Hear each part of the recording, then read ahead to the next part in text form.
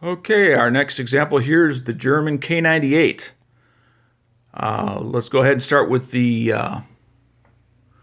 sheath. And again, it's a metallic sheath, so any dings, like that one right there, will reduce the value. But again, because they're metallic and they're generally thin-walled, it's very easy for these things to ding out in the field. Okay, so if you find one with either none or just one, consider yourself quite lucky. Now we'll go ahead and take a look at some of these markings here a little closer. And that may or may not show up there. Try to put my thumb there, maybe that will help it show up a little bit. But that is a traditional Waffen marking of acceptance. We also have on the sheath, and sheaths are typically not always marked. This one also has, sorry about that, the name of the manufacturer and the year it was produced. Okay, so that's kind of a nice little extra. Okay, on the other side, we see what seems to be a 4-digit inventory number. And again, that A, I assume, is like an inspector's mark. Okay, and that is the bayonet. Excuse me, the scabbard.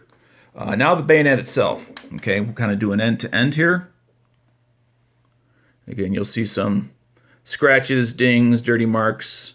There's the wooden handle all the way out to the end. And again, since we'll go ahead and looking at it, we'll go ahead and look at these markings, some of these markings right now.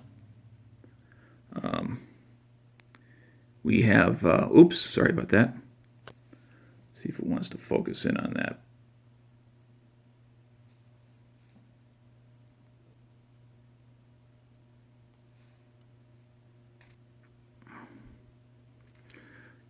Okay, you can kind of see it as I try to roll that little light reflection off of it so you can kind of see it better. Those are the official German Army markings. Okay, and then we come down here to the manufacturer. Again, there were different manufacturers of bayonets, not just one. Kind of flip it around here so you can see what's on the other side. Again, we have that, I'm assuming it's an inventory number rather than a serial number because it's a little bit short. And again, that inspector's mark just below the actual number. Okay, now we'll just go down the blade on this side. Just again, so you can kind of get, and again, there actually is some markings on this point. It's upside down, so well, here, I'll flip it up. So you won't necessarily be able to read it, but at least you'll have a closer look. Come on, focus in, focus in. Looks like that's about as good as it's going to get, at least on this camera. Okay, and we just kind of go on down. Again, we see those markings we talked about. And again, this had a finish coating on it that the Germans put on there, but, you know, over time, taking it in and out of the scabbard, you know, it gets worn off over the years and decades, etc. So that's why you see, you know, this is an example. There was a little piece of, I think, red or yellow paint that was on there that I had to remove. And I'd rather have this sort of mark than a piece of red paint.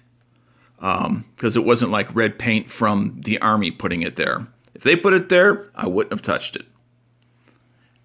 And again, that reflection off the light is, this is not like a stainless steel kind of looking thing. It's not shiny at all. They should not be unless it's wear marks. Okay, but this is my German K98 bayonet.